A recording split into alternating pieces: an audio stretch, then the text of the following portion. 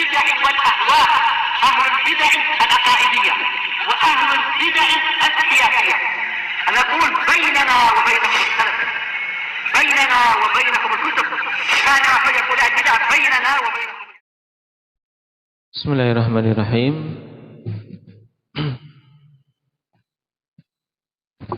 Alhamdulillahirabbil alamin. Wassalatu wassalamu ala rasulihil amin. Wa ala alihi wa ashabihi wa man tabi'ahum bi ihsanin ila yaumiddin. Amma ba'd.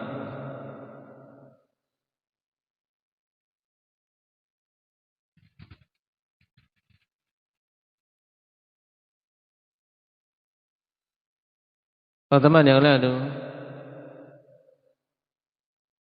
kita membaca penjelasan ahli sunnati wal jamaah tentang prinsip mereka seputar hadis Nabi sallallahu alaihi wasallam,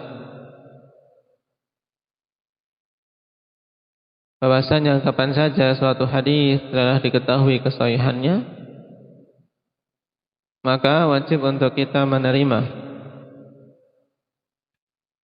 baik itu pada perkara akidah maupun perkara ibadah. Karena hadis yang sahih memberikan faedah ilmu, bukan hanya sekedar dzan.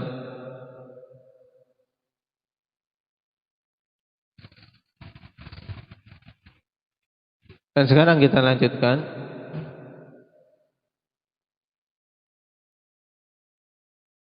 Qala al-Imam Ibnu Abil Izz rahimahullah,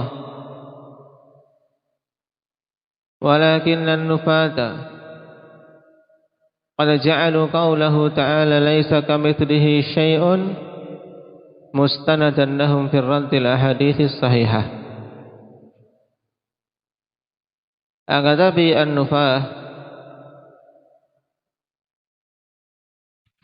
yaitu kelompok, ya, an-nufah yang dimaksudkan di sini adalah penamaan ikhwan untuk semua kelompok-kelompok yang menolak sifat-sifat bagi Allah Subhanahu wa taala. Maksudnya nufatus sifat, yang meniadakan sifat dari Allah Subhanahu wa taala. Nah, mereka menjadikan firman Allah laisa kamitslihi syai', tidaklah ada yang menyerupai Allah sesuatu pun, sebagai sandaran bagi mereka dalam membantah hadis-hadis yang sahih. Fakullama ja'ahum hadithun yukhalifu qawa'idahum wa ara'ahum wa ma wada'adhu khawatiruhum wa afkaruhum radduhu bilaisa kamitslihi syai'. Sehingga kapan saja datang kepada mereka suatu hadis yang menyelisih kaidah-kaidah mereka dan pemikiran mereka, serta apa saja yang mereka letakkan, apa saja yang pemikiran-pemikiran mereka letakkan, maka mereka menolaknya dengan laisa kamitslihi syai'. Alasannya apa? Allah tidak sama dengan sesuatu apapun. Berarti karena makhluk ini punya sifat, Allah tidak boleh disifati. Jadi ini mereka mengambil satu potong saja dari ayat untuk menolak semua hadis-hadis yang menyelisih kaidah mereka. Talbisan minhum wa tadlisan ala man huwa a'ma qalban minhum, sebagai bentuk pengkaburan dan dalam upaya untuk menipu kepada orang-orang yang lebih buta hatinya daripada mereka. Dan memang ahli bidah, ikhwan, demikian keadaannya. Nah, menipu, membuat pengkaburan, membuat rancu. Wa tahrifan li ma'nal ay an mawadhi'ihi, dan sebagai upaya menyimpangkan makna ayat dari tempatnya yang sebenarnya. Fa fahimu min akhbaris sifat ma lam yuridhu Allah wala rasuluh. Sebab mereka memahami dari khabar-khabar sifat, yaitu berita-berita baik itu Al-Quran maupun As-Sunnah tentang sifat-sifat Allah, mereka pahami dengan pemahaman yang tidak Allah dan Rasulnya inginkan. Wala fahimahu ahadun min a'immatil Islam, tidak pula dengan apa yang dipahami oleh satu orang dari kalangan imam-imam Islam, annahu yaqtadi itsbatuha tamtsila bima lil makhluqin, bahwasanya penetapan sifat itu berkonsekuensi menyamakan apa-apa yang ada pada makhluk. Ini pemahaman mereka. Mereka pahami kalau menetapkan sifat berarti menyamakan Allah dengan makhluk. Ini pemahaman yang tidak Allah inginkan, tidak Rasul inginkan, tidak pula dipahami oleh para a'immatul Islam. Tsumma sadallu ala butlani dzalika bilaisa kamitslihi syai' tahrifan lin-nassain. Kemudian mereka berdalil atas batilnya hal tersebut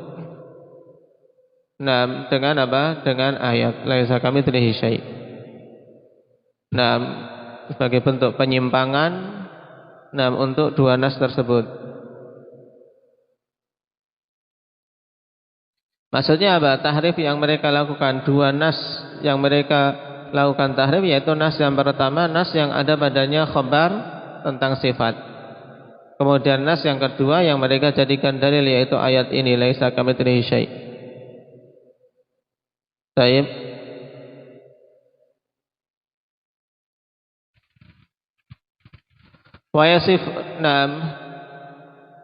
Wa yusannifuna al-kutub, dan mereka mengarang kitab-kitab.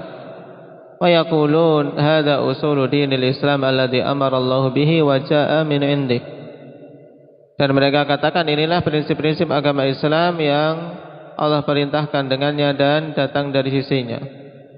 Wa yaqra'una katsiran minal Qur'an wa yufawwiduna ma'nahu ila Allah ta'ala min ghairi tadabburin li ma'nahu alladhi bayyanahu ar-Rasul sallallahu alaihi wasallam wa akhbara annahu ma'nahu alladhi aradahu Allah. Dan orang-orang itu membaca banyak dari Al-Quran, tapi apa? Mereka serahkan maknanya kepada Allah tanpa mau mentadaburi maknanya yang telah dijelaskan oleh Rasulullah sallallahu alaihi wasallam, dan beliau khabarkan bahwasanya itulah makna yang Allah kehendaki. Nah, ini keadaan ahlul bidah, ikhwan. Baca Al-Quran tapi tadi ketika ketemu ayat, karena sudah terpatri kalau menetapkan ayat berarti ketika ketemu ayat yang ada padanya sifat, mereka tolak sifat itu.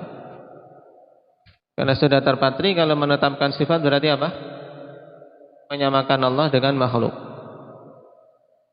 Padahal tidak demikian. Kita menetapkan sifat yang sesuai dengan keagungan Allah, berbeda dengan sifat-sifat para makhluk. Qala wa qad dhamma Allah ta'ala ahlal kitabi al-awwal ala hadhihi sifati thalath wa qassa dhalika alaina min khabarihim lina'tabira wa nanzajira an mithli tariqatihim. Dan Allah Subhanahu wa taala telah mencela ahli kitab terdahulu atas tiga sifat ini, dan Allah kisahkan hal tersebut kepada kita dari khabar mereka agar kita mengambil pelajaran dan meninggalkan semisal jalan yang mereka tempuh.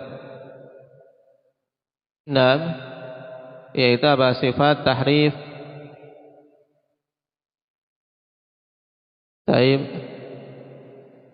mereka mentahrif, kemudian beberapa sifat yang lain. Perhatikan, faqala ta'ala afatatma'una ay yu'minu lakum wa qad kana fariqum minhum yasma'una kalam Allah thumma yuharrifunahu min ba'di ma aqaluhu wa hum ya'lamun. Apakah kalian berkeinginan untuk mereka beriman kepada kalian, padahal dulu segolongan dari mereka telah mendengar kalamullah kemudian mentahrifnya, memalingkan makna kalamullah tersebut dari maknanya yang hak kepada makna batil. Dan perhatikan parahnya mereka ini mimba lima aqalu wa hum ya'lamun. Mereka mentahrif setelah memahaminya dan mengetahuinya. Jadi tahrifnya bukan karena kejahilan, tapi karena memang ingin menyimpangkan kalamullah. Ila an qala minhu ummiyun la ya'lamuna al-kitaba illa amaniya wa inhum illa yadhunnun. Di antara mereka itu para ummiyun yang tidak mengetahui Alkitab kecuali sekedar amani. Amani yang dimaksud sekedar qiraah, sekedar baca tok. Wa inhum illa yadhunnun, dan tidaklah mereka itu kecuali orang-orang yang hanya berprasangka saja. Wal amani at-tilawah al-mujarradah. Amani yang dimaksud adalah membaca saja.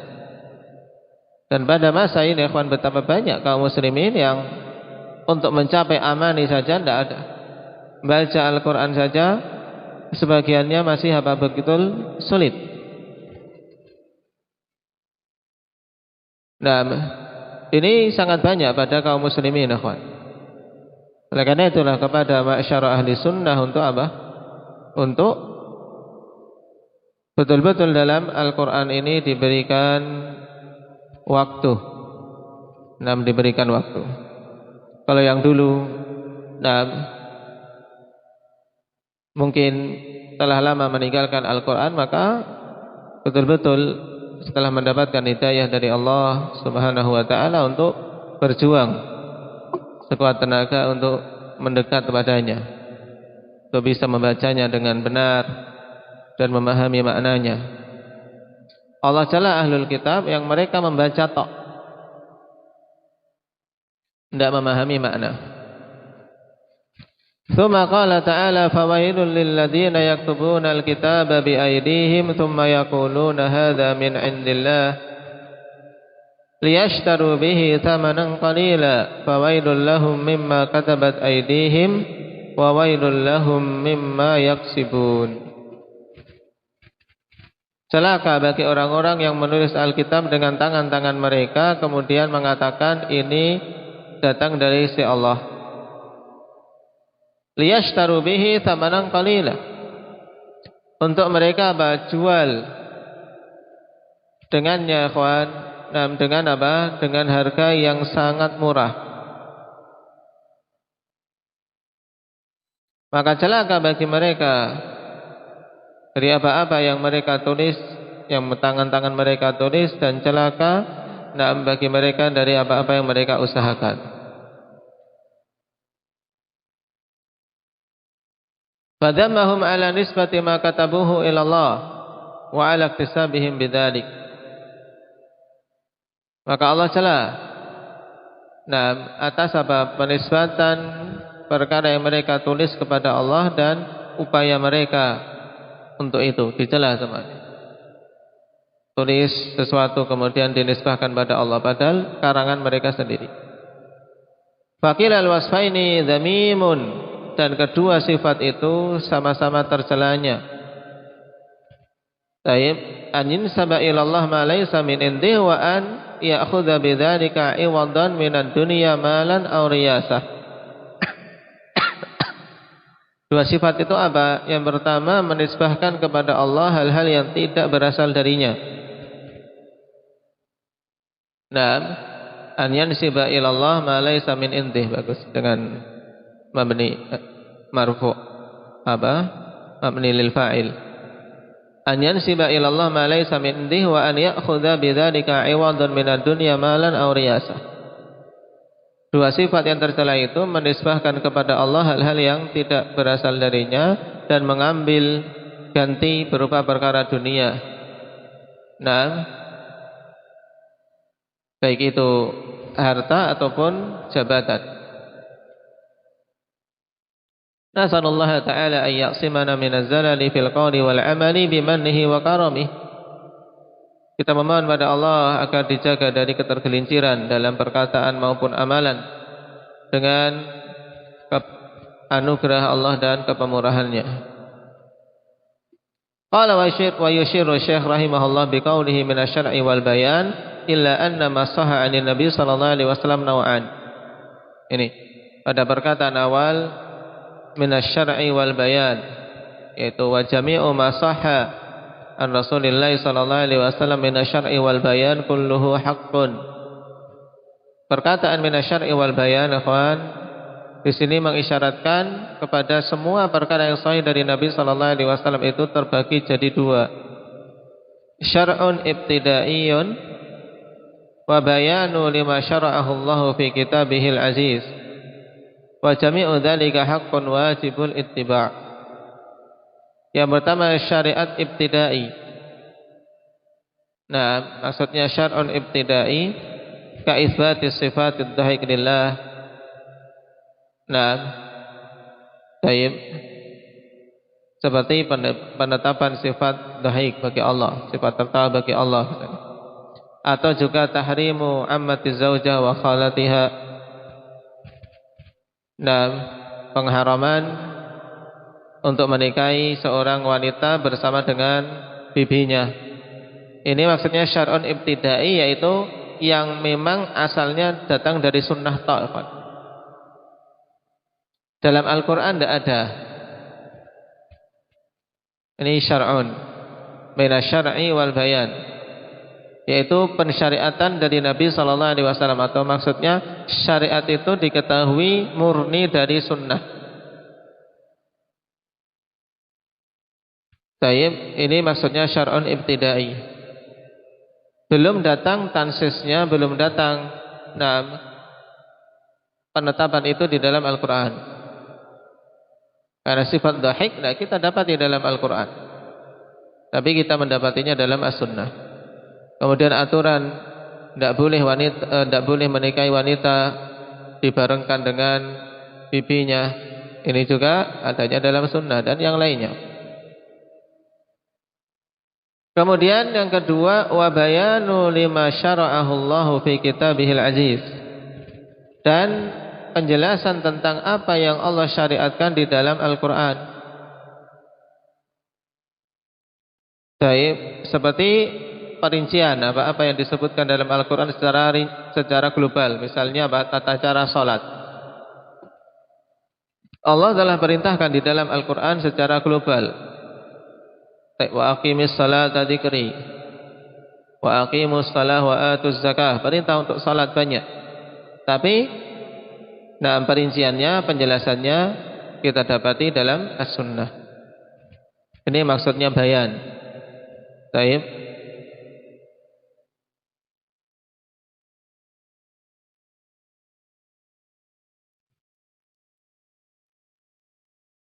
Wa jami'u dzalika haqqun wajibul ittiba', dan keseluruhan itu hak yang wajib untuk diikuti. Ibnul Qayyim Al-Khanifillah menambahkan dalam kitab beliau I'lamul Muwaqqi'in, jenis yang ketiga dari jenis sunnah. Jadi di sini berarti apa? Pembagian sunnah dari sisi apa? Isinya, cakupannya. Yang sahih dari Nabi sallallahu alaihi wasallam terbagi jadi tiga. Yang disebutkan Imam Tahawi cuma dua, yaitu syar'un ibtidai dan bayan lima syara'ahu Allah fi kitabihil aziz. Jenis yang ketiga, ikhwan, dari jenis sunnah, antakuna muwafiqatan lil Qur'ani min kulli wajhin, di mana sunnah tersebut betul-betul mencocoki Al-Quran dari semua sisinya. Maksudnya bagaimana, kawan? Maksudnya, apa yang termaktub dalam Al-Quran, kandungannya sama sebagaimana yang ditegaskan oleh Rasul sallallahu alaihi wasallam dalam As-Sunnah pada satu hukum. Seperti misalnya, kawan, pengharaman zina, pengharaman khamr, pengharaman riba. Ini sama penetapannya dalam Al-Quran, sudah diharamkan. Nabi juga jelaskan haramnya zina. Nabi juga tegaskan haramnya khamr, tegaskan haramnya riba. Ini masuk jenis yang ketiga. Adapun tentang hukumnya, itu baru berupa bayan. Hukum had bagi yang minum khamr misalnya. Ini hukum hadnya diterangkan dalam As-Sunnah. Baik. Wa qawluhu wa ahluhu fi aslihi sawa wa tafadul bainahum bil haqiqati wa mukhalafatil hawa ma mulazamatil aula wa fi ba'di nusakh bil khasyati wat tuqa badal qawlihi bil haqiqah. Baik. Sekarang kita lanjutkan berkaitan dengan masalah iman, dan ahli iman pada asal keimanannya itu sama. Ini menurut Tahawi. Sedangkan perbedaan keutamaan di antara mereka itu berdasarkan hakikat dan penyelesaian terhadap hawa nafsu serta mulazamatil aula, yaitu penetapan dia terhadap hal-hal yang utama. Dan apakah dia memilih perkara yang utama dari yang kurang utama atau tidak?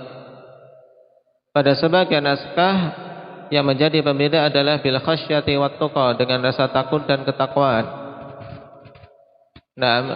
Sebagai ganti dari kata al-haqiqah. Fa fil ibaratil ula yushiru ila anna al-kulla mushtarikuna fi asli tasdiq, walakin at-tasdiqa yakunu ba'duhu aqwa min ba'din wa athbat. Kama taqaddama tanziruhu bi quwwatil basari wa dha'fihi. Pada ungkapan yang pertama, ikhwan, wa ahluhu fi aslihi sawa, mengisyaratkan bahwasanya semua manusia itu pada asal pembenaran itu sama, berserikat. Akan tapi pembenaran itu pada sebagian orang lebih kuat dari sebagian yang lain dan lebih kokoh, sebagaimana telah lewat penyamaannya dengan kekuatan melihat dan kelemahannya. Sama-sama memiliki asal melihat, memiliki mata, tapi kekuatan melihatnya itu beda-beda. Demikian pula menurut Tahawi, asal keimanan itu sama dalam pembenaran, tapi tingkatan kekuatan pembenaran itu berbeda-beda. Wa fil ibaratil ukhra yushiru ila anna at-tafawuta bainal mu'minin bi a'malil qulub wa amma at-tasdiqu fala tafawuta fihi. Pada ungkapan yang lain, Tahawi mengisyaratkan bahwasanya perbedaan antara kaum mukminin itu disebabkan amalan-amalan hatinya, bil khasyati wat tuqa. Yang penting rasa takut dan ketakwaannya itu bagaimana, itu yang menjadi pembeda. Adapun pembenaran maka tidak ada perbedaan. Ini menurut ibarat yang kedua. Wal ma'nal awwal azharu quwwatan wallahu ta'lam. Dan makna yang pertama itu lebih nampak kekuatannya. Dalam artian apa? Bahwasanya kekuatan pembenaran pun itu bertingkat-tingkat. Karena apa? Seorang membenarkan itu terkadang diiringi keraguan, yang satunya betul-betul membenarkan. Sebagaimana orang yang cuma sekedar mendengar berita, tentunya beda kekuatannya dengan yang melihat langsung. Baik. Dan kesimpulannya, ikhwan, tafawut, yaitu perbedaan keimanan satu sama lain itu berbeda-beda pada amalan hatinya, amalan anggota badannya juga semuanya. Karena telah kita lewati, iman itu bertambah dengan amalan ketaatan dan berkurang dengan amalan kemaksiatan. Dan telah kita lewati dulu bahwasanya pada asal keimanan pun kaum mukminin tidak sama. Jadi kalimat Tahawi ini tidak diterima secara mutlak. Dalam artian dikritisi oleh para ulama. Kenapa? Karena ahli iman pada asal keimanannya pun bertingkat-tingkat. Baik, barakallahu fikum, naktafi bihadza. Subhanakallah.